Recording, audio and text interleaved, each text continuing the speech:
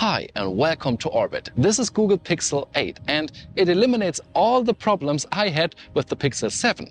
But despite that, it is harder to recommend.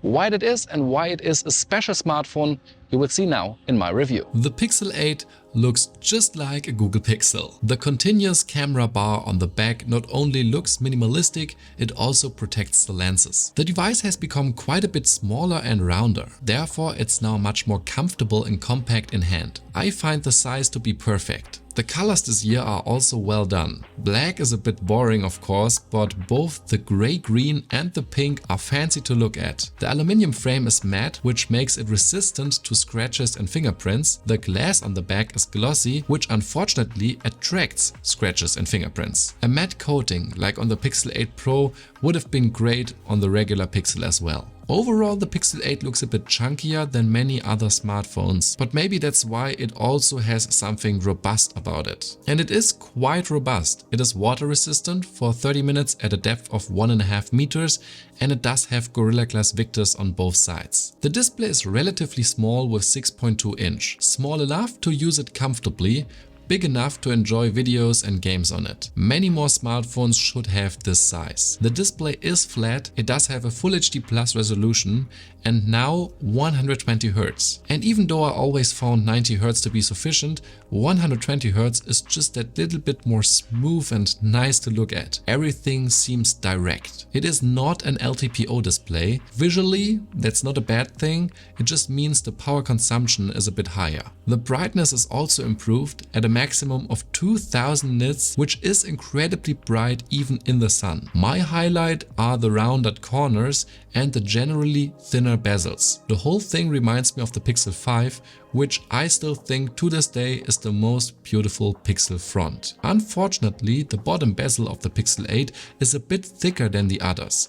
Not by much really, but enough to notice it. There is a fingerprint sensor in the display that always recognized me quick and reliably, but I did use the facial recognition more this time around because it is now way more secure and you can even unlock banking apps. The processor is the new Tensor G3. It's roughly 30% faster than the previous generation, but it is not as fast as a Snapdragon 8 Gen 2, which you can find in the Galaxy S23. That is a pity, but you don't notice it at all in everyday use. The Pixel feels incredibly fast, smooth and stable. It is really fun to fly through the apps. And Google has a lot of confidence in the processor because they promise 7 years of feature drops, 7 years of security and 7 years of Android updates. That's many times longer than any other Android smartphone and even a bit longer than Apple. That is impressive, but I'm not sure whether anyone will use this device in 2030. But now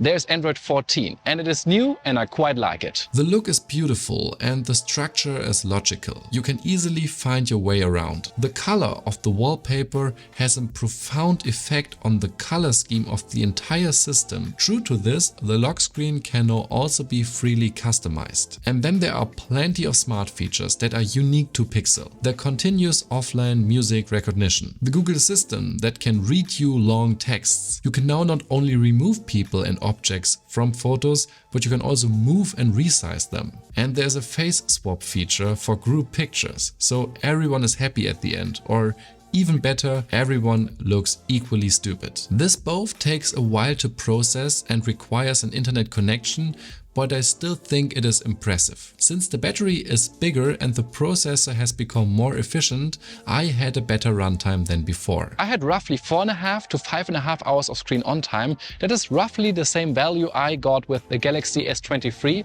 or iPhone 15. So for a device this size, it's actually pretty fine. And charging is also as slow as with Samsung and Apple. Unfortunately, like those two, it also charges very slowly. The battery life is a contrast to the Pixel 8 Pro, which in my case lasted a bit shorter, but it should be actually the other way around. Thus, the Pro has only one advantage over the regular Pixel 8 and that is in the camera, more precisely the 5x telephoto zoom. But apart from that, the cameras are almost identical. The main sensor has 50 megapixel and both it and the lens have been optimized.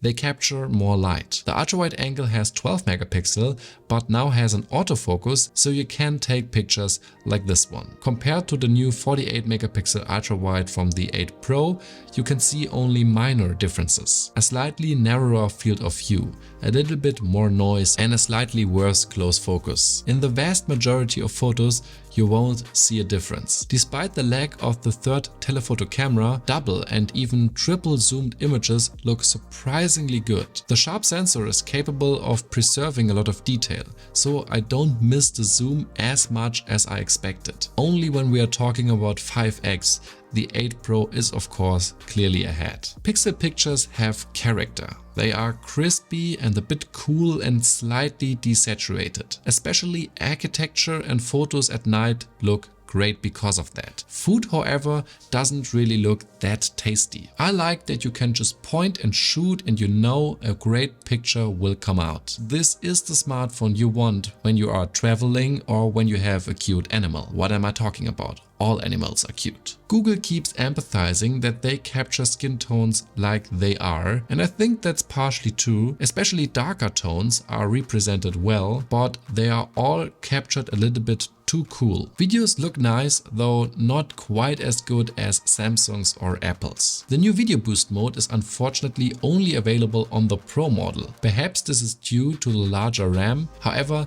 the missing Pro mode cannot be explained that way. Also, it is not possible to capture full res pictures on the regular Pixel. Either way, this is an excellent camera and perhaps the reason to buy. Conclusion: the Pixel 6 and 7 were way cheaper than the Pixel 8. Pixel 8 is 800 euros here in Europe.